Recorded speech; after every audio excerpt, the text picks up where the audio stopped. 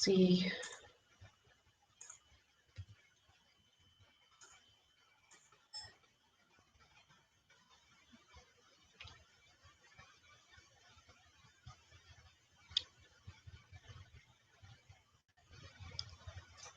Hello, internet. Just waiting for Fly. Let's see. There she is. Hopefully nothing bad happens this time. Hopefully not. Hopefully not. Okay. So have you started, or do you want to do a quick intro, or how should we proceed? Oh, what are your plans? Did you want to do an intro? I thought about a little something because I just want to start the conversation. I don't know how many of you all that are watching this or are going to watch it at some point have seen the show Survivor's Remorse, but I know that Dee hadn't seen it. She hadn't seen Survivor's Remorse, and I know she loves TV and talking about TV, so I left a comment on one of her videos like, oh my gosh, you have to watch this show because I think it shows Black people in a positive light, and I know that's one of the gripes that we have with mainstream television or mainstream media, actually.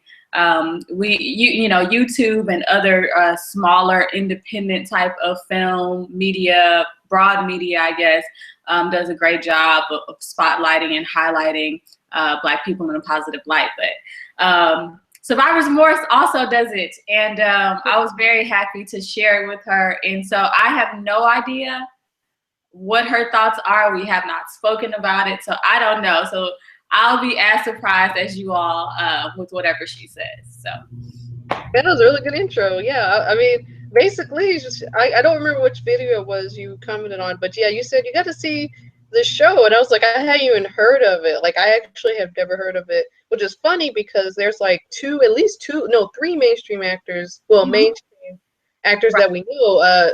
Tashina Arnold, Mike Epps, and never know how to pronounce his name. It's right here. What's his name?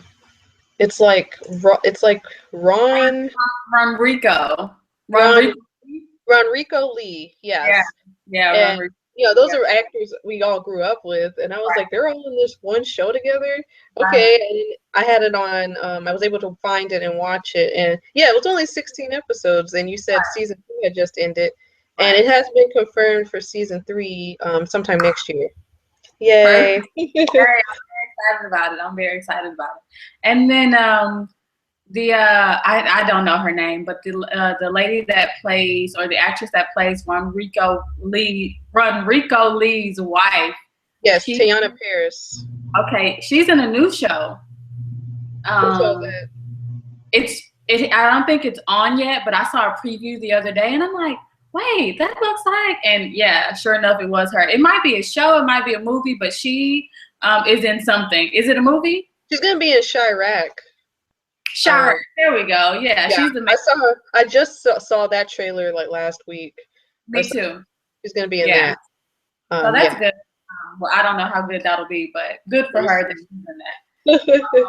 So you watched both season 1 and season 2? Yeah, I've watched everything. I've seen both seasons. The show, if you guys don't know what it's about, it's basically about the up and coming rich kid kind of story. The main character's name is Cameron. What's his last name? Cameron Calloway. I almost thought his name was Cab Calloway, like the singer. Yes. And I was like, why would they call him Cab Calloway? And I was like, no, his name was Cam Calloway. Who, by the way, is my boo. Like, and he's played by Jesse Usher. Never seen him before, actually. I've never seen him. And I was glad I never seen him before because we always have such a small pool of actors.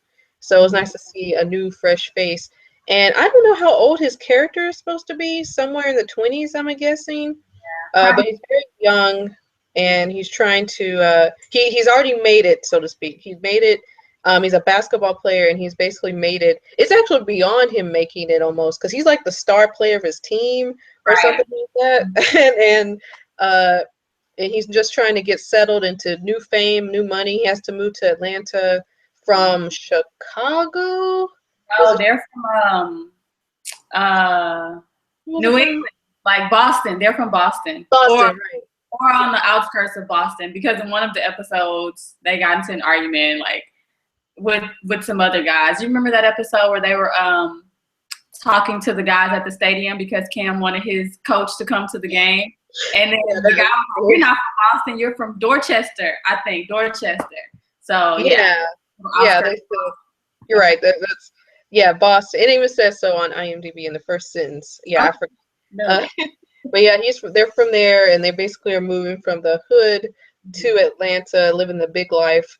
And the show's title, Survivor's Remorse, is, I guess it's supposed to be, or at least, I mean, literally, I guess it means, you know, someone who's made it but feels guilty about that, essentially, or feels they owe people that are not as, who haven't made it, something. Like, you know, he's lucky, because I think even in the description of the show, it says like through a combination of God-given talent and Boston grit, you know, he achieves fame and fortune. Like, he has this talent, like, because no, you know, everyone dreams of making it big and famous by playing a sport or something. You know, he's doing that and feels like, I guess, a little guilty, and so he feels he has to pay it forward. Go ahead. In the first season, they did a great job of that, of really highlighting his remorse for making it. You know, I remember one episode they went back to their old hood and he's giving people money, and, you know, he just really feels bad. He wants to bring everyone along with him. And his Ronrico Lee, who plays the character of Reggie, does a great job of reining him in. He's like, hey, like, you made it. So you have to focus on you, your brand, your opportunities, and the people that are here around you. You can't bring everybody with you. I know it sucks, but that's those are the cards that you've been dealt. Everybody was like, forget them. Yeah. Like, he was the only one like, hey, you know, we grew up in this small apartment or whatever, you know, we should pay it forward or whatever. And they're like, forget that. Like, they're one of those, what I guess you could call new money or whatever. Right. I think that's the term, where it's like you just want to forget that old life. Brand new. That's the term they use. Yeah, they're definitely brand new. Brand spanking new. And I think he's the most, he's the one with like the most money. Well, he's the one with all the money, actually. And yet he's the most grounded, I think, because the mom, sister, the uncle, they just want to spend all of the money. And he's like, well, we don't, you know, we were happy when we didn't have any of this. Well, not happier, but we were still happy. This doesn't matter. And then, of course, Reggie, he just does a great job of balancing everyone and everything. I like his character. He's great. The actor is underrated, because Ronrico has been around since Sister days. I don't know if that was his first role, but that's when I remember first seeing him. And he's been in stuff. He was in that show on BET called I forgot the name of it, but it was a married couple and two. It was like a married couple, another married couple, and a single person. I think I know what show. It was on for like 3 seasons or something. It's crap. Let me go look real quick, because I feel bad, because I'm like, he's so underrated. I can't remember the name of the show he was on. I never watched that show, but it's a song too. It's Let's Stay Together. That's what it's called. Let's Stay Together. Yeah, right. Yeah, if you look at his page, he's been in stuff for years. It says since 1983. So yeah, and he's a great actor. It was great seeing him and stuff. Yeah, and he was a little more on the selfish side too, because he's like, okay, we got money, but let's not spend it, even like on yourself. Like, you gotta save that money. You don't want to be dropped back to, you know, but I don't think he was being selfish. I think he was just being savvy, because like you said, their brand's new with the money. You know, they're new, but he wants to make sure that they don't fall into that typical athlete or new money trap, where you just spend it all and then you're like, oh my gosh, we can't afford this lifestyle anymore. And then after you retire from the league, or your fame fades, or your money runs out, then you have nothing. He drives what, like a Prius or something, or Toyota, like Camry, Honda or something. I remember in one of those episodes. So he has a very, very modest car, which I do like. But I mean, he splurges on some things, but he's just I mean, him and his wife have a great house. Like that house, they spent some money. I love her character. Yeah, they spent some money. I love her character also. Her character is great. Okay. I didn't see Black women play those characters in 2015. Exactly. Just the supportive wife, kind of, and the like chill. Like she never gets really that upset. Like there's a point, like when there was like these racist old character things they had on the lawn. Like she gets upset then, but like when he told her something, and when he told her about his ex, I expected her to flip out. Like anyone would, not just a Black woman, but any woman. Mm-hmm. And she really hadn't, she was just like, oh, like she's really chill. And I was like, you never see, Black women on TV play those kind of roles. Her character. And she's brilliant. And she's literally, like, she's brilliant. Like she's really smart. Yeah, I mean, I watch her scenes repeatedly to make sure that I don't miss. Like, I'm like, okay, what is that? I want to make sure that I get everything. Because one of the things I like about the show is the dialogue of it. They all, from Cam to Mike Epps' character, Uncle, what's his name? I know he's Uncle Julius. Uncle Julius. They all drop gems at some point in an episode. That each and every one of them do. Sometimes they're along the lines of race, sometimes they're along the lines of gender, politics. And one of my favorite things about it is they highlight the player-owner relationship and what it could be. Mm-hmm. Did you ever see the show, The Game? Not when it went to BET. I watched it when it was like on. Yeah, that was another show about a rising, player. But this show, yeah, definitely. I think someone else, I looked up articles. Someone said, yeah, the show really deals well with money and relationships with the people who help with the money. Yeah, like his owner. Like season 2 opens up, him being pissed off at his owner about feeling like he was ownership. I thought Cam was being a little whiny because the owner had said in the contract you got to go to 25 or whatever it was events a year, and he was still upset about it. I'm like, but you knew you had to do that. Like, what you so mad about? That was my thoughts on it. But I mean, maybe Cam just was so busy, like, oh, wow, I made it, that he wasn't paying attention to, like, oh snap, fame has a price. And I had the opposite. I was so team Cam on that one, but it might just be because he's so handsome. But no. He is adorable. Oh my God. But anyway, Jesse, if you're watching, no, I understood what he meant, but when he signed the ball indentured service, that was hilarious. But I understand what he meant because he felt as though he wasn't being treated like, in his words, a grown-ass man. And he was being shuttled from this thing to this thing, and like kind of like a show pony almost. Like, oh, well, let me tout you in front of my rich friends, and like, let me just show you off. And so I understood what he was saying. I think he could have handled some things differently, but I was completely on his side. I'm like, you're right, 100%. Yeah, so, and also, go ahead. No, go ahead. I was gonna say the show also deals with, alongside that, the fame in terms of like, well, I remember one of the episodes, I think it was episode 2 when his mom, talked about whooping him, and that was such a big deal and everything. And Cam was like, well, I'm just a basketball player. Like, I'm not an activist. I'm not I'm not trying to do anything outside of, being a basketball player. That's my job. But he learns that, as we kind of learned, that it's just more than that. It's about everything. Like, anything having to do with you has to be like a positive thing, and you have to have positive, standpoints. And that's still true, especially now with social media. And like, oh, I can't just be like, if like people care about stuff that doesn't really matter, but it affects your money, it affects their money, it affects their fame. It's like the whooping episode. Okay, we can talk talk about the episodes in order or something. I'm going all over the place. But you were going to say something? I was actually going to say exactly what you just said. Like, okay, let's structure this. Let's talk about like, oh, do you want to do episodes, or do you want to talk about first your thoughts on how we both said it represents a positive light for Black people, for the Black family, and while still being realistic.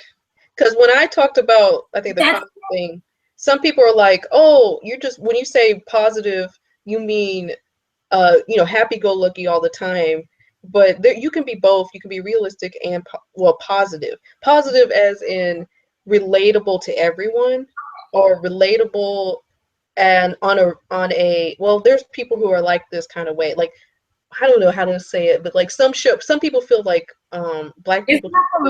It's not full of stereotypes. Yeah, or if it has them, then it expands upon them and makes them relatable. Like you could say it's a stereotype that Cam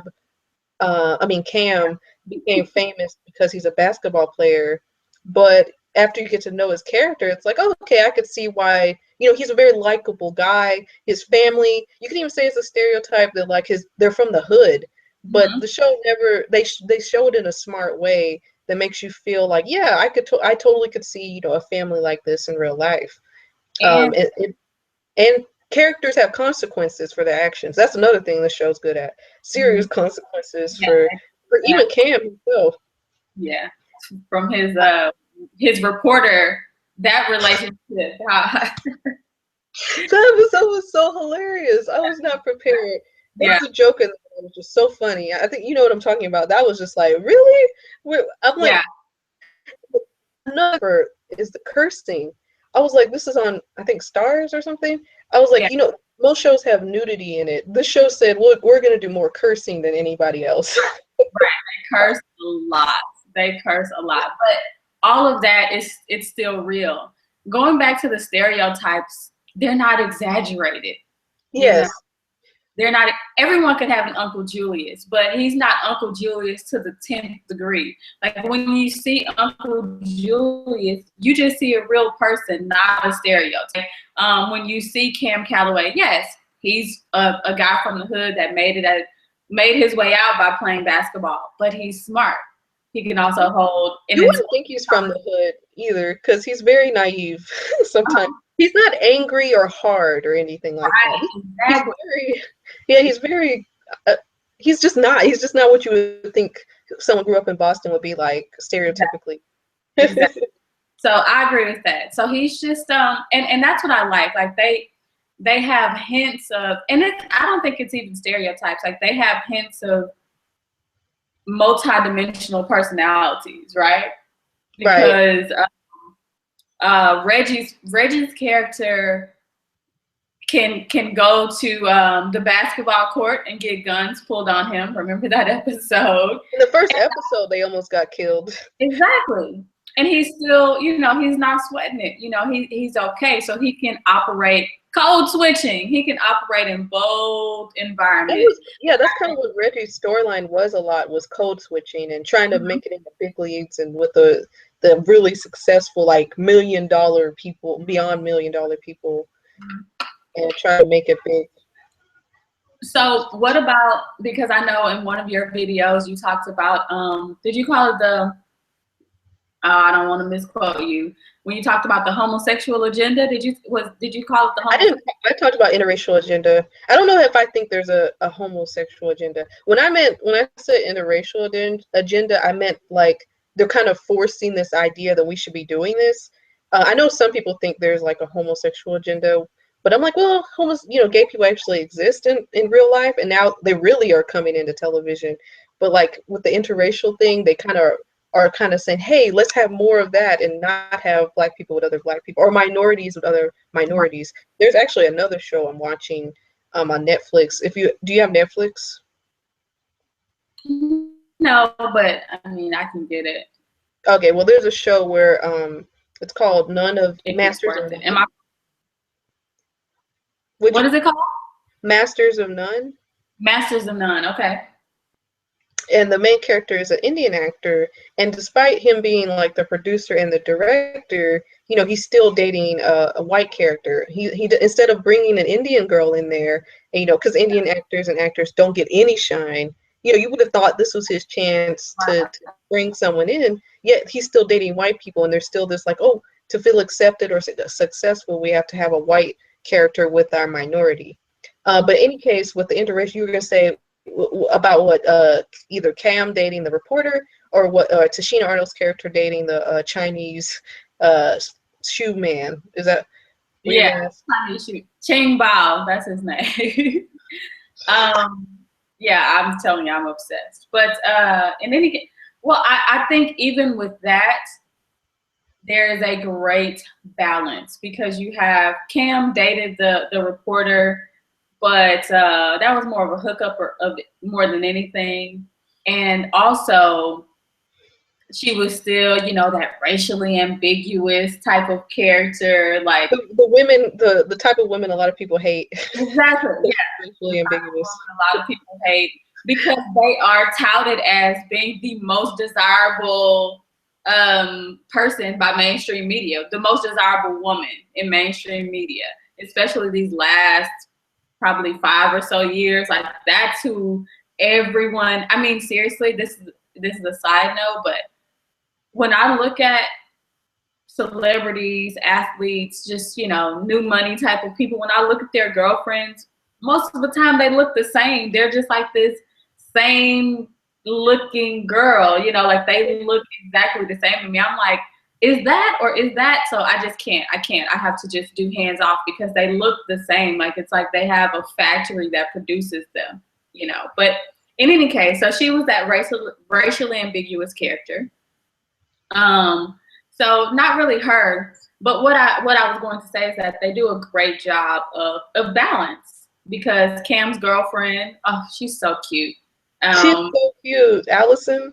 Yeah, Allison, that's her name. She's so cute. Oh my gosh, she's so cute. They're the best. Like, they're the cutest couple. They are. I mean, I'm happy for him. You know, it broke my heart, but I'm happy for him. You know. So Allison, and then Reggie and his wife. You know, so you know they're all dating Black people. And with Tashina Arnold's character, she's dating a Chinese person. That's two minorities. Mm-hmm. Mm-hmm. And you never, that's something you don't see. And before that, she had a Black man.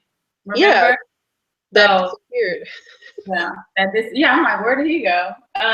But the sister, she did have that one night hookup, or actually, she had two with two white girls. Yeah.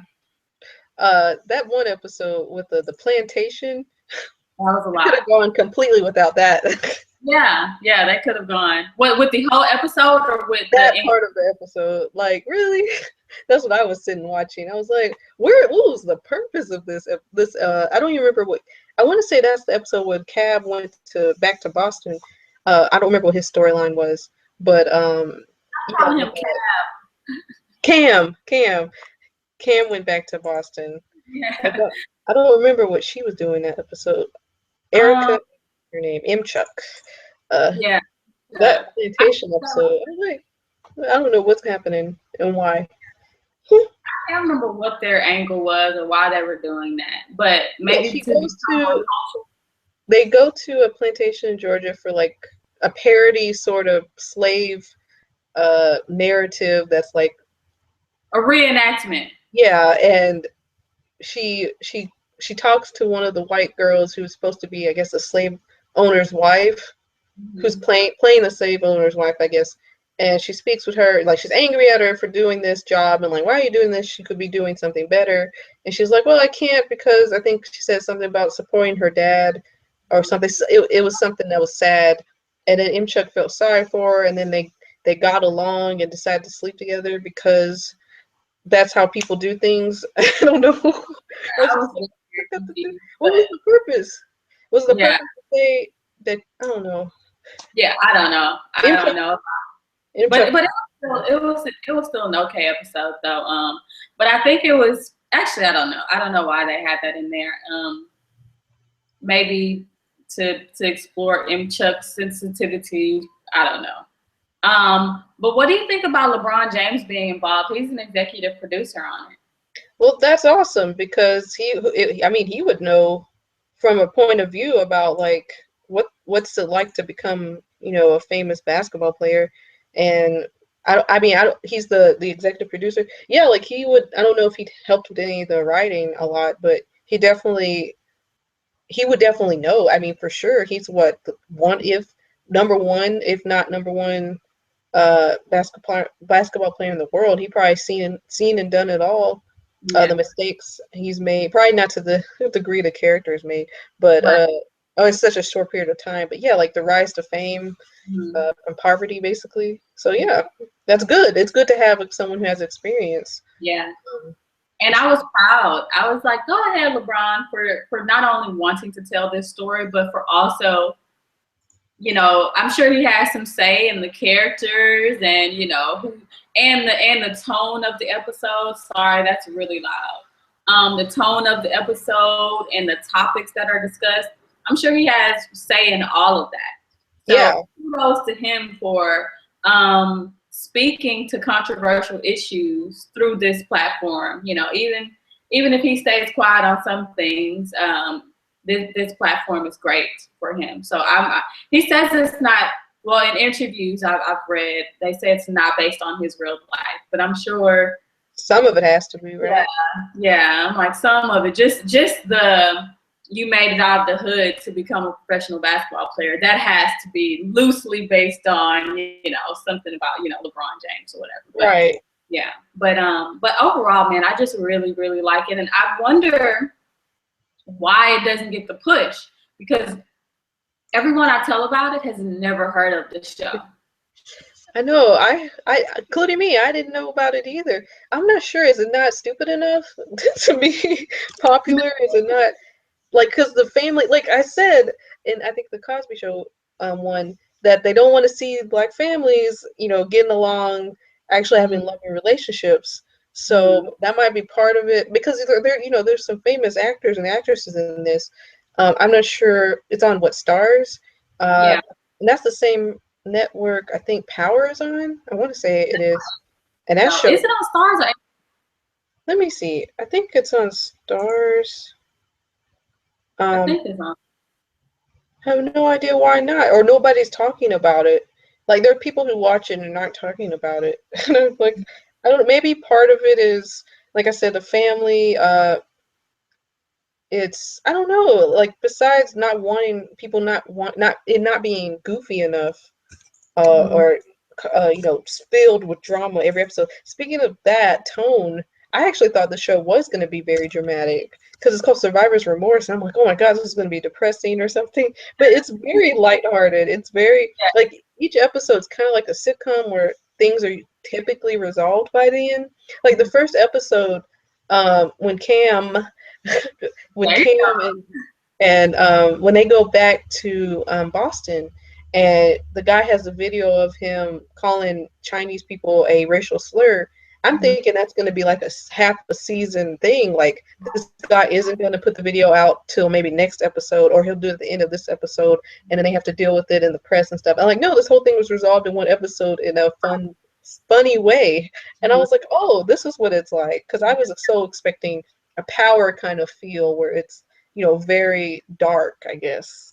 But I've never seen Power. I've never seen Power. I've only seen 2 episodes. Oh, okay. Yeah. I found out about Survivor's Remorse. It came up as a suggestion, actually. It's like, oh, you should watch this. And I'm like, all right, well, let me see. And immediately, I watched the first season in one day, and then waited for the second season. I'm like, oh, I need to see it. But it is very lighthearted. They do have fights, but the fights aren't explosive, right? Oh, except for that M. Chuck when she was going off for her mom in the kitchen. Yeah, their mom-daughter relationship would never happen in my life. Yeah. Especially her even her brother, when she punched him in the eye, I thought that was just ridiculous for me. I also thought that was ridiculous. I was like, over soda? Over Coke or something. And then even Cam is like, oh, I kind of deserved it later on. And I'm like, no, you didn't. No, you I definitely mean, deserve to be punched. it wasn't nearly as serious as you were making it. Like, I could understand her being upset. That was the one that was supposed to be like a parody of that guy who punched his. Well, that was a really serious incident last year. Yeah. When he punched his, I don't even know if it was body. What did he do to her? He like. Who, Ray Rice punched her and brought her out of the elevator? Yeah, like I heard that was supposed to be like a not a parody, but like a similar idea of how domestic abuse is dealt with in with celebrities or whatever. And I was like, they're fighting about the soda. Cam decides in this episode that he's gonna have his family pay, I think 50 cents for free soda that they got, because apparently they've been wasteful or whatever. And nobody else has a problem with this, but Imchuk is like furious about this, and they have like a very explosive argument, and which leads to her punching him square in the eye with like a ring that she has. Everybody sees this, and when I saw it, I was like, never in my life would I have done something like that to a brother in front of everybody. Like, that family dynamic I don't relate to, but I would never even think of doing that to a brother. But the fact that he thought later on he deserved it, I was like, really? Because I don't think so. That was way too serious. Yeah, he didn't really do anything. He said some stuff, but he was still saying everything in kind of a joking way. And he was telling the truth. Again, I was Team Cam because I would have also, he said we're going to donate all of the money we spend to charity. Like, this is great. You spend $25 for a Coke in this vending machine because otherwise you're just leaving it. You take a sip, you put it down, and then you get another one because it's free. So I thought the idea was brilliant. I'm like, oh, that's a great way. And she got mad because and it's his money anyway. Yeah. Like, the 25, 50 cents is his money that he gave you guys. Exactly. So, exactly. Like, if his mom was upset, I could understand that more. No. Because they deal with that in an episode later on. But this, I was like, why are you so angry? Like, none of you should be taking it that serious over some soda. Right. But, okay. Why are you so angry? Yeah, yeah. And so she was like, I don't have any quarters. And I'm like, okay. And then, when she punched him in the face, I was like, oh, man. But, I guess the reason they had the episode was how things get out, because it was the house manager who released the video. That was so funny. I was like, oh, yeah. Because he needed money for his mom. And then later on, they're like, Reggie, you should have paid him because he has access to everything. Yeah. That was, and Reggie was on the phone. He was like, I hope I know he cursed a lot, so I'm not going to say everything he said, but Reggie was on the phone with the house manager. But yeah, that episode, and then they ended up making fun of Cam for his video campaign about domestic violence. Remember, like, he was an internet joke or whatever. Remember that? Yeah, it almost, even this itself felt like a joke, like how it was almost like, okay, yeah, this is serious, and then they were taking it to like, this is actually kind of silly, because you could tell they felt like it was silly, and it was interesting, but I'm like, yeah, that's probably is what happens in real life. Like, yeah, it's domestic abuse. One of my favorite parts in the episode was the radio host part, and they go to a radio show to talk about domestic abuse or why Imchuk, and the reporter hates Imchuk. And it's like, so basically, like, why was it really necessary to be punching your brother square in the eye and all that stuff? And then she was furious with everything. That was funny. I'm pretty sure in real life, like when Imchuk exploded at her, that would have been on camera and then put on TV. I'm just saying. They didn't do that, but I was like, in real life, they would have been recording that, I'm sure. Exactly, yeah. And Imchuk does have some anger management issues, so... And what about the fact that she's not really in counseling, though? That blew my mind. Yeah, they haven't addressed that yet. Yeah, because after that, she does have consequences for punching her brother. She has to go to clean up and stuff, and then she was supposed to go to counseling. And then, like, the second to last episode of season 2, they say she actually hasn't been going at all, and we're not sure where that's going to go. I guess they are waiting for season 3 to address that. But because I guess she just wanted to go off on her mom in the kitchen and really get all of that stuff off of her chest, because she kept saying, my therapist, my therapist, my therapist. And they're having this really explosive argument, and then her mom's like, and then Reggie gets the call. He's like, yeah, well, she's gonna go to jail because she hasn't been in counseling at all. I was like, what? So I can't wait to see where that goes. Should we tell them about the cliffhanger at the very end? Because I was this is spoilers, everything. Yeah, it was very like out of nowhere, and I don't think he's gonna die though. So I'm really hoping not, because he's too good a character. He's too much fun. He's too much fun. Speaking of Uncle Julius, one of the best episodes of the show. Yep. Is the one I'm about to say. Yep. Is the police episode. That one was really good. It was, so Julius, basically in this episode, this is somewhere like in late season 2, he goes get some ice cream on his bike for reasons, and he comes back to the house or whatever. Some white kid steals his bike. He sees the kid leave, but can't, run after him fast enough. And he tries to get back in his house. And the way they've set it up is very tense. This kind of episode, not tense, but like, you're not sure how this is going to play out. He tries to get back in his house, and you're thinking, oh snap, the cops come up. You're thinking, okay, this episode's going to be about police brutality on him. But actually the cops, he changed his address on his driver's license, so they know he lives there and stuff, which I was like, really?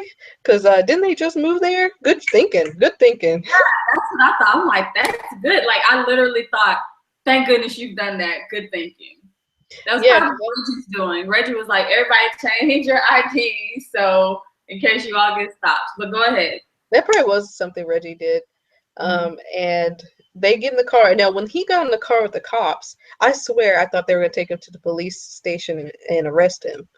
Like, oh, yeah, sure you live here, even though you have, this. I totally expected that. Even if there was that black cop there. It was a black cop and a white cop. I still was thinking, oh, okay, so they actually aren't going there. They're actually kind of cool. They go to, they look around for the kid or whatever. They go to a diner, and I think later on that night, he sees what he thinks is the kid who stole his bike, and they chase after him, and the police just go ham on this kid, and Uncle Julius realizes, oops, that's the wrong guy. Yeah, that's the wrong guy, the wrong kid, and this kid is like beaten up, especially in the face, I think. And Mike Epps' character Julius is like, okay, hey, let me help you out. I think he might have told him like, well, at least you weren't killed or something like that. My kid said, they broke my nose, I can't breathe, which was straight from the I can't breathe, Eric Garner. He kept saying, I can't breathe, I can't breathe. So it was straight from that. And so the white kid said, oh, they broke my nose, I can't breathe. And he was like, you're alive, so yes, you can. And that moment to me, because like, yeah, you actually can breathe. You weren't killed, you weren't murdered. They roughed you up, but you are still walking and alive right now. And it's terrible what they did to you, but it could have been, a lot worse. You could have been killed. In this climate and everything, exactly. And it even addresses, like, it's ironic or whatever you call it, that the white kids are wearing black hoodies, just like with like Trayvon Martin, and two of them are wearing them. The one who actually stole his bike, and then the kid who they think stole his bike. And they almost get killed. And at the end, it even ends kind of on a joke where Jules is like, hey, let's go see, I think, some strippers or something. Let's brush this off, and you should be grateful that you're alive and keep it moving. And then that actually ties into Cam's story with his girlfriend. I know Cam's story with his girlfriend, and they see that kid later on. He knocks over an old lady and stuff. And I was like, that was a really good episode. Like, if you had to see any episode of the show, it would probably be that one. Yeah, that comes to me. Yeah, and because that was their first date too. That was their first date, Allison and Cam. But I think what the episode did, it highlighted police brutality. About that episode. But it made it digestible, or it made it accessible to mainstream because they put it on a white character, right? And he was still able to express.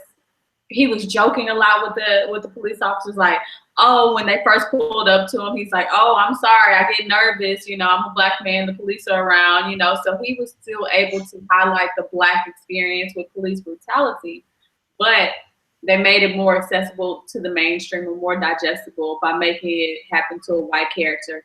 But the cops even harassed 3 white kids. Remember when they came out of the store, the little barbecue stand, like they were harassing them and saying things that would be typical of things they would probably say to a group of black youth if they were standing outside. So that episode was really good. That was one of the heavier ones, but it was very, very well executed. I really enjoyed that one. Yeah, it also dealt a little bit with classism versus racism. Yes. Where I was reading a book. I did a review about Americana, and there's a section in that book where one of the characters is in England, and they explain that racism is the secondary to classism. Like if you're rich and black, you know, you have it a little bit better than if you're poor and white. And that's kind of what this episode reminded me of, because I'm like, yeah, Uncle Julius, they know he's rich. They know Right. his nephew has a lot of money, so they're not they kind of respect him more. They don't see him as a threat in that way, like, oh yeah, you're kind of, you know, you're cool, like you made it. And Uncle Julius is lucky Yeah. essentially to be associated with Cam and his money and stuff, and that's kind of what the show's about a lot of times. So I was like, yeah, in this case classism kind of won, and that was interesting. Yeah. Really good. I hadn't even thought of that, but that is absolutely right. That's absolutely right. And what about Allison? I mean, the fact that their first encounter when he looks up, oh my goodness.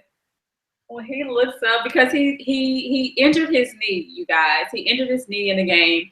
And Reggie, oh my gosh, what's the other client? June? Who's the other? The football player. Jupiter. He's a mess, by the way. I said he's a trip and a character. Yeah, he is. So Reggie is off with a new client that they signed to their management company. So he's in Denver, or flying to Denver. And the rest of the family, Julius, mom, and sister, are all singing the national anthem at a school or somewhere. Yeah. What happened? I don't know. But yeah. So Cam is alone. You know, he has a game, which rarely ever happens. There's always someone there with him to help with whatever. He always has someone by his side. But on that particular day, he was alone, and he injured his knee. He thought he blew it out, so he's at the hospital, hoodie on, headphones on, looking so depressed and sad. And I'm sure he's in excruciating pain. And I just, my little heart goes out. I knew it was. Your heart was breaking for him. It was slowly with each scene. So, you know, like in Angelic Force, you know, he's looking down and then he looks up and he sees this beautiful, beautiful black woman named Allison. And she's she's a nurse, but she's his, like X-ray technician or something. Yeah, X-ray tech or CAT scan tech or something like that. I don't know. CAT scan is the brain. I don't know. He X-ray tech. Let's go with that. And he is immediately trying to get with her, but she's like, "No, I'm here to work, and you're this famous basketball player. I'm not giving you any attention." And he wears her down like he's just. And I love that their comeback to one another, because she had some great shutdown lines, and then he came right back with the okay, well, how about this? He was thinking on his feet very, very, very quickly. You know, and I'm sure it's because he's rarely told no, and also because he's just this charming, you know, handsome guy. So it's like, oh no, okay, well, how about this? How about this? How about this?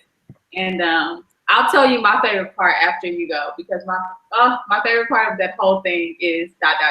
Go ahead. I was gonna say, with their relationship when they met, it was like a mixture of Cam's crying and complaining and cursing, and then him also trying to hit on Allison. Because I'm like, if you actually you're gonna get the girl easily with this attitude. Try again, because you were like, and then he puts her under the bus with her job. I was like, if she never sees him again, I wouldn't blame her at all. And that's your favorite part? No. I was gonna say completely threw her under the bus. She didn't want to give him an answer because he asked her. She was resilient. She wasn't gonna do it either. And he was like, "You told me I was gonna be okay." I don't know. He's like, I can't. The doctor has to analyze all of your X-rays to make sure. And he's like, just give me a nod, a head wink, or give me a head nod or a wink or something. And he finally wears her down. And as she goes out of the room, she looks back and she winks that he'll be okay. As soon as he gets in the room with the doctor, she's like, she told me I was gonna be okay. I mean, just completely threw her under the bus. But my favorite part. And they have, I know what your favorite scene is. Is it when he shows up at 2 a.m? Oh, listen. That's it. That's it. Because she says, I get off at 2. You can't have my number. You know, he was like, well, what if I come back at 2? She was like, I'll think about it. And sure enough, at 2 o'clock, she gets off work. And then here he comes on his little crutches. Oh, man. I loved how she gave him his number. She was like, she wasn't even super surprised, and she was kind of annoyed, and she gave him her number and walked away. Well, she almost threw his phone out, but I just liked how she was like, okay, you showed up, here's your number, I'm leaving. I guess I liked how she wasn't like impressed by his wealth or whatever. Yeah, I like that too. And she remains unimpressed by his fame. Like, she wants to see him for him. And thinks that his fame, his new money, all of that will complicate things. So she's very, she thinks that. So she's finally, I think she's, warming up to the idea of him. But when they went on their first date, and he kept coming back in the house to talk to her, remember? She kept shutting him down, kept leaving. And then he said, I remember why I started playing basketball. Why am I blushing like I'm Allison? Like you're Allison. I feel like this happened to me. The power of television, of good TV. Exactly. So he comes back in, 3 or 4 times. She's like, this isn't going to work. You need to leave. But he leaves. He's like, but, let me tell you about the story of Troy and the Helen of Troy and the Trojans. That doesn't move her. He leaves again. He comes back and he says something. I can't remember. And then on the 3rd time, he says, I remember why I started playing basketball. And she said, because you're good at it? No. Because whatever. She goes through a list. And he's like, no, it was so I could meet you. Oh, man. How cute. And like, oh, that was it. Like, I'm a sucker for that. And then he leaves. And, of course, she runs after him or whatever. But I just like their relationship because he could have, as a Black woman, she could have been a typical, like, oh, I'm a gold digger or, whatever. And not as a Black woman. Which they barely address, which is surprising because he doesn't really date much in the show. Like in episode 2, Uncle Julius like gets girls because they want to get to Cam. But then they actually like Uncle Julius and stay with him. But yeah, like Cam didn't really have to deal with gold diggers, which was nice because I was like, oh, good. Exactly. I mean, part of it's because his family's protecting him, but part of it seems like there's no one trying to get at him like that. To what we've seen anyway. Right. To what we've seen. I remember what the very first episode when he had sex on the couch with some girl. That was like totally random. Yeah. Okay. High school girlfriend. Some random Atlanta girl. I have no idea. She was just there for that, and that literally was it. And I think that was it for a while until he met that reporter girl, which leads to him getting HPV, which is not curable to my knowledge. He might have HPV. Remember, they kept a strain. He has a strain of it, so his next partner could get it. Is what they were saying. So does he actually have it? Because he says he has no symptoms and he doesn't know if he has it or not.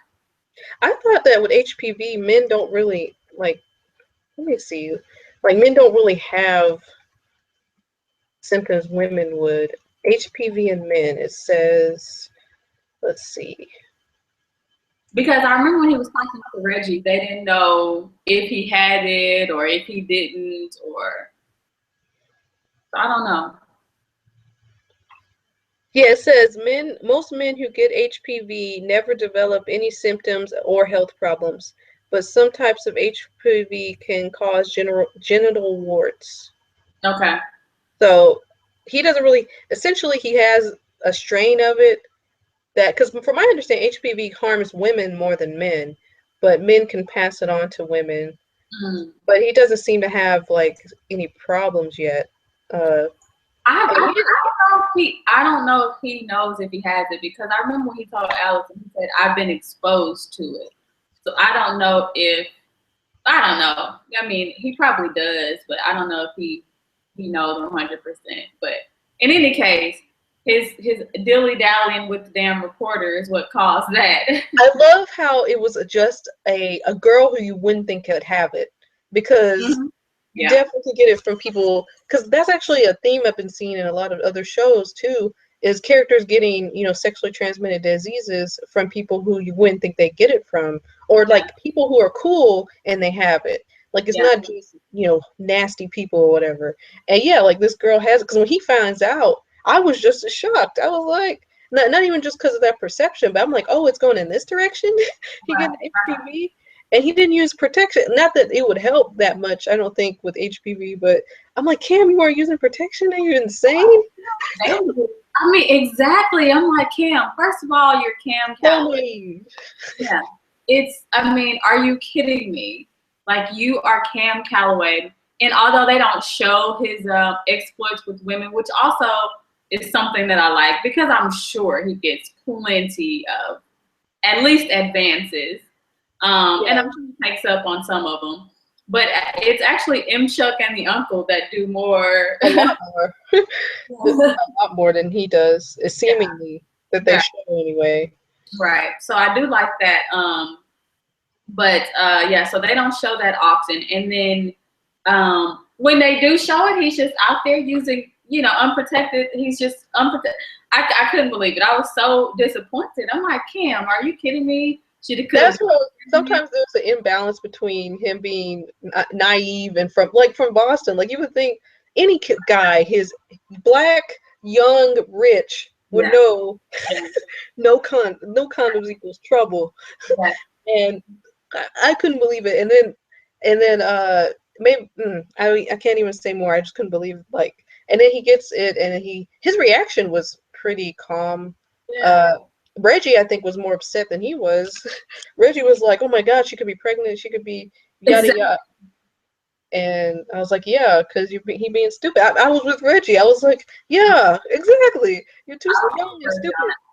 And what about, as one of my final thoughts, what about when they were in the strip club and they're just in the back getting service? Yeah, apparently that was happening. Even Reggie's the voice. He's probably my favorite character next to Missy, because they have the voice of reason here. Like I like how that's another thing about Reggie. I like is that he's sort of the voice. Like he doesn't go with everything everyone else is doing. Like any man in a strip club typically or stereotypically would be like, oh yeah, let me throw those dollars. He's like, I kind of want to be at home with my wife. I kind of don't want to deal with this.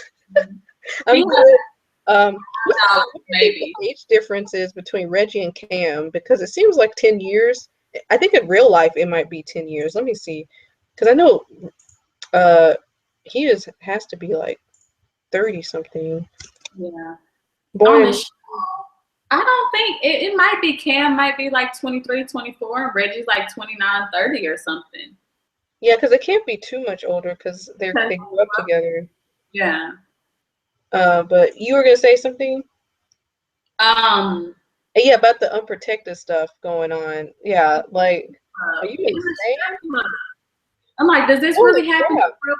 He was born in 1992. Who, Jesse? Yes. Oh, he's a little baby. He's like 23. Okay. I didn't expect him to be that young. Or I thought he was gonna. Okay, well, the naiveness I understand more now, because he actually is he plays that very well because he's young. Oh God. Himself, maybe, in some regards, of being, completely naive or whatever. But yeah, I was completely shocked. I don't know if that happens in the strip club. I'm not. I don't go to the strip club, you know, so I don't know. But if it does, that's absolutely disturbing. Disgusting. Disgusting, disturbing, foolish. You're too, once again, black, rich, and young to be that stupid. Yeah. Anything could be happening in there. But yeah, apparently, luckily, ironically, that didn't have consequences. He didn't get herpes or something. Oh, Kim, are you crazy? But yeah. This was after the HPV, wasn't it? I don't remember. It might have been before. No, I think that was before, but still. I think it was before as well. It was before the HPV. Another episode I thought was really good was the one with his mother. When she gets the surgery, I thought that was a really well written episode. Cassie, that's her character's name. Well written episode, and kind of the dynamics between, because they're a very close family, which we haven't talked about yet, is how close the family is. We'll get to that in a minute. But also, like, the awkwardness of, oh, my kid is a multimillionaire, so I sort of have to ask them for money to do stuff, but at the same time, I'm their parent, so I deserve some of this privacy. And that balance, and then like the honesty they were having, I really enjoyed that episode. That was a really good one too. Because at first she tried to keep it private, and then he thought she had cancer. Which, on her fault, I said that's on her fault, because you don't tell your kid, hey, I'm getting surgery, and then you think they're not going to ask unless they're a really bad kid. Like, right, exactly. Yeah, I'm getting a woman's surgery, And, I mean, Cam, he's, again, young and naive, doesn't get, because I thought actually what she was going to get was what she got. I actually thought that. I didn't think she was going to get a breast lift or something. So I was like, oh, she's actually getting I forgot what it's called, the tightening surgery, whatever. I didn't know it existed until that. I was like, well, I Googled it afterwards. I'm like, wait, is this a real thing, or did they just write this into the episode? So I'm online looking. I'm like, that's a real thing. I didn't know. I knew she was going to get some kind of cosmetic surgery. I didn't know what kind. But so good for you for knowing that. I had no idea that. In my mind, I guessed just because it would be, because the show isn't really typical. So I thought, what is a non-typical kind of surgery a woman in her 40s would get? And I was like, yeah, that sounds about right. And she actually was getting it. It was pretty hilarious how everyone was embarrassed, uncomfortable. Yeah, I don't want to. And then Mike Epps was like, that was much more about my sister than I wanted to know. And but embarrassed and everything, but still so supportive though. Yeah, and they have a really honest conversation at the end, like, yeah, I was young when I had you, and this is something I need to do, and I know you won't understand, but you're gonna have to get over it, basically. Thank you for the surgery. He's like, okay, Mom, that's enough. I don't want to hear anymore. She's like, you sure? I can tell you whatever you want, but But what I do like about them, they all live in the same house. Of course, it's a huge, big house, but they still come together. We're gonna, move into the family dynamics. Like, they still come together. They always support one another, even when they fight. You still have that supportive atmosphere. The only two that don't live there are Missy and Reggie. They have their own home. Everyone else, Uncle Julius, Cassie, M. Chuck, Cam, all live in the same house, and I think that's great. Not that they live in the same house, but that they're able to coexist and support one another. Yeah, because most people would probably be like, "I'll buy my mom a house. She got her own house," which I wouldn't even be mad at you for, because a lot of famous people was like, "Yeah, I want to buy my mom a house, and then I'll have my own thing going on." Because I thought that's what Cam was gonna do actually for season 2. I thought he said he was gonna get his own place, and then they would live somewhere. But in any case, deciding to live with your family is that's a very mature decision to do, because I probably would have been like, here you go, I'll buy you this nice mansion, I got my own mansion. It ain't from a financial standpoint, it makes sense, because like if Cam, I don't know if he gets married or has kids, will he move somewhere else? I think he might, but if he doesn't, that will just keep the family closer, and those kids will be around their family. Literally, that would be, because like that's what Mexican people do. Actually, they live in the same house for generations. So I like that. Not a lot of people could handle living in that same house as an adult with their parents like that. But there are a lot of cultures around the world that are actually like that. Like, you don't move out of your family home until you are married. married, and even if you get married, you could still live in like Latin American countries. I hear that they don't really move out the parents' house unless they want to for some reason. Like if they get married, hey, you can move on in here. Yeah, I think that's a really, really westernized, and probably modern westernized purview or worldview or whatever, because I have, I live by myself and I do enjoy it. But I definitely know, like, when I go to other countries, and actually I saw this House Hunters International. This is a complete tangent, guys. So sorry. But I saw a House Hunters International episode where they were on Easter Island, and you actually just pass down the land and the house from generation to generation. And if you aren't from that island, you can't own land own land or homes, which I think is great. But yeah, I love it. I love it. That's perfect. Like, that's how you keep, she said, that's how you keep the traditions and everything alive, by not allowing outsiders to take ownership of any of the land. Love it. You said it was an island? Yeah, Easter Island. East Island? Easter. Easter? Yeah, Easter Island. Oh, okay. Yeah, it's in South America, off the coast of Chile and Argentina. You've been there? No, I have not. I haven't been there. Okay, that's cool. Oh, you said you saw House Hunters. That's really cool. Yeah. So I said that to say I think it's great that they still live together, and they're, not intentionally paying any, probably not paying any traditional lessons or anything, any credit, but I think it's good that they're still, doing that and able to support each other. Did you just Google Easter Island? Yeah. Yeah, I did. Yeah. So beautiful.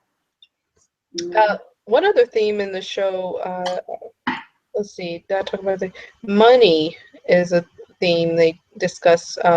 Cam at one point, I think season 1, like episode 2, he puts his family like on a payroll. His mother doesn't have to do anything. She gets, my guess, they didn't say how much money they get a month. My guess was like $10,000 or something. What did you think they were getting? Did they not say how much? No, they were like, here's a check, and then, and they don't say the number. That's right. Yeah, I'm sure about 10,000 a month, something like that. I would totally, one thing that I'm surprised nobody did was travel, actually, because that's what I would have been doing. I'm like, 10,000 a month? Bye. I'll be back for the next check. And you'll come back and stuff like that. And he puts his family on a payroll. He was initially going to have his sister be like his promotions manager. I guess, well, she wouldn't probably be that good at it, but because she ruined some of his reputation, just punching him in the eye and all that stuff. But that, and then like Reggie already does his thing for him, and then his uncle Julius is his driver, which he didn't seem to mind at all. And I liked how he was like, yeah, I understand, I'm getting a ridiculous amount of money, but I still help you out in some way. And and it's a family trust thing, like, yeah, I'm your driver, you trust me to, I mean, they didn't say all that, but I think it's implied, like, yeah, you're my uncle, I trust you to drive me, and not whatever, because who knows. Yeah. But strangers, and going on and doing things for my family. Like, I like that Reggie is Cam's cousin, and they grew up together, and they're basically like brothers. And we're working together. You can trust me with the money. There's no problems with that, and everything. And it's cool. And I like that. It's interesting that Missy is also from Money, and that doesn't seem to play into the show too much. But she's from Money too, but they trust her as well. And that's cool. I like that. We already talked about Missy. She's a great character. She's from her family. So that's one of the things that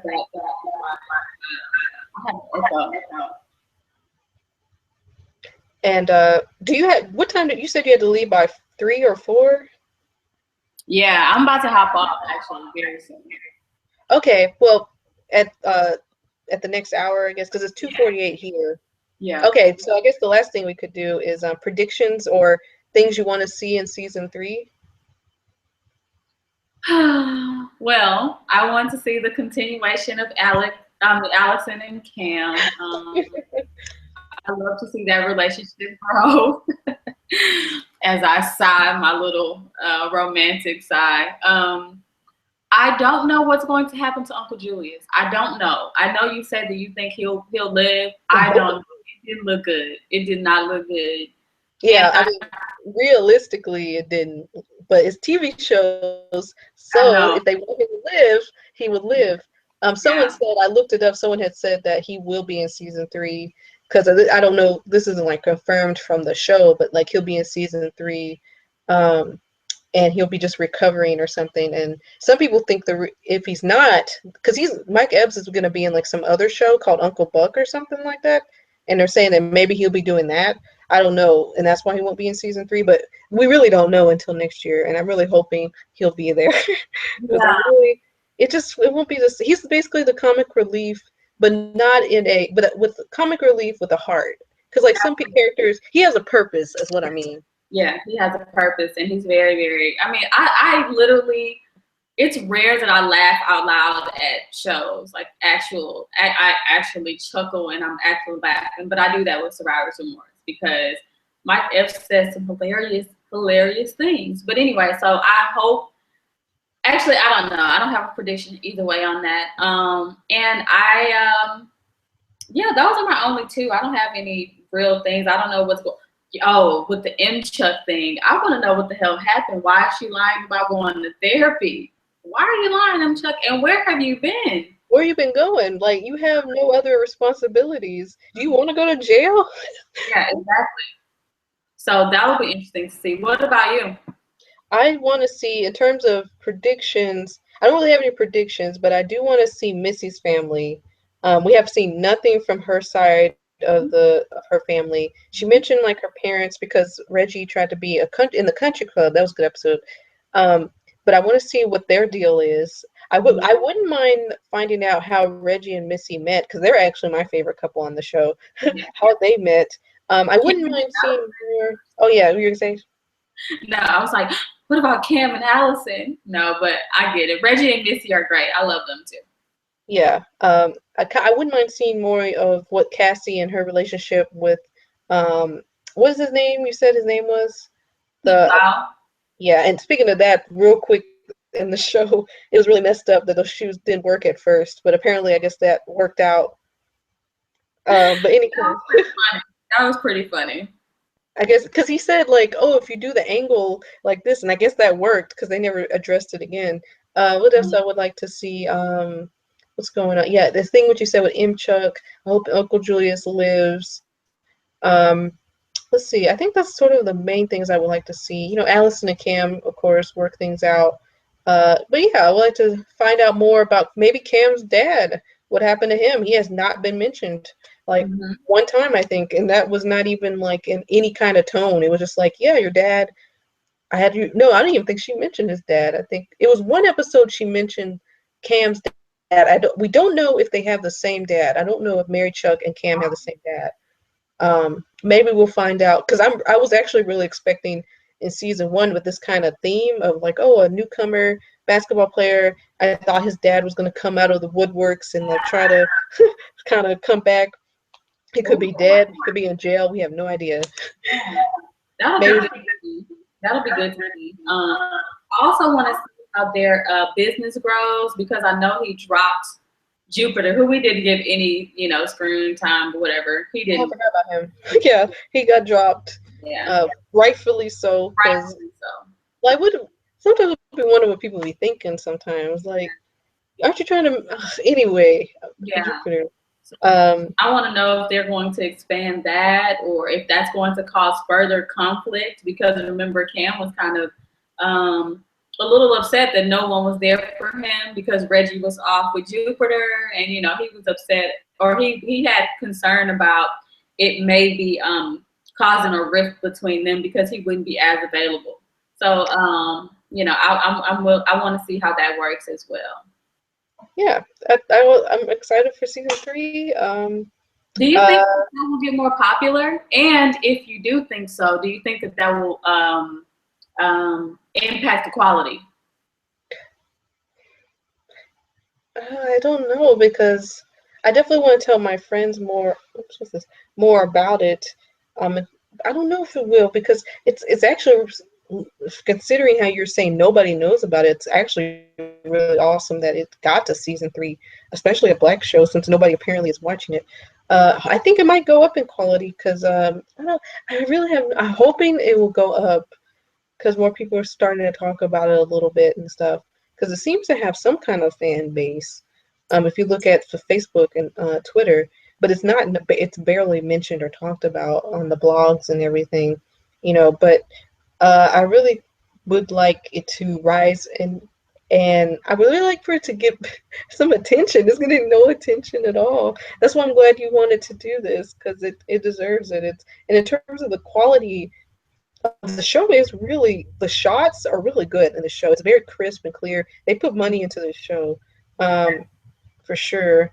I don't know in terms of the writing. Is that if that's what you mean by quality? No, I just mean that if you think, because yeah, quality now is great, but if it gets more mainstream, do you think that the quality start to pander to a wider audience as long as it doesn't go to BET, I think we'll be good. If it stays on Stars, no, because BET ruined the game. Yeah. I'm not saying it's Black entertainment, but that ruined the game. By the way, I don't know, but I mean BET also has Being Mary Jane, which is a good show. So, but as long as it stays on Stars, it has the same writers it has. I think it'll be good. Will the quality go? Hopefully not, because if it goes to mainstream, hopefully they will keep the heart that they had with the show. Because like when we're talking about like the interracial stuff, we always feel like when we make it, we got to put white people in it. Hopefully that doesn't happen. I mean, we have a white character, we have the boss or whatever, but like don't add. I don't know, Uncle Julius dating. I don't know something. No, absolutely, absolutely. Like, let's keep the dynamic as it is. We don't have to have like, oh, well, this person has to be dating someone, a white character. We have to have. We don't have to have that. Like, the show is doing great as it is. And I know that Mike O'Malley is behind it, and he's a white guy. He's one of the. I think he's an executive producer as well, white guy. So it's not an all Black produced show. And it's on Stars, which is obviously a white network, but I still think they do a great job. And I just hope that I want it to become more successful, but it gives me a little bit of pause because yes, I want it to be successful so that they can continue making episodes and make money, basically. Make enough money to stay how you are, basically. Exactly. because I think about like independent artists. So, like whether it's a singer, rapper, or whatever, when they're independent or underground, they're doing their best because they're trying to prove to people. Yeah. Exactly. And then as soon as not as soon as, but if they get a deal, a record deal, the label starts to kind of change their message and say, oh, maybe you should say it like this, or how about you write a song about this instead of like this, So I just don't want that to happen. So while I want all the time. Yeah, exactly. That's what happens. It's basically the music industry. Oh, you made it big? Okay, let's make forget that soulful stuff you were doing. Yeah. I don't want that anymore. So I want it to be great, but then I'm nervous for it.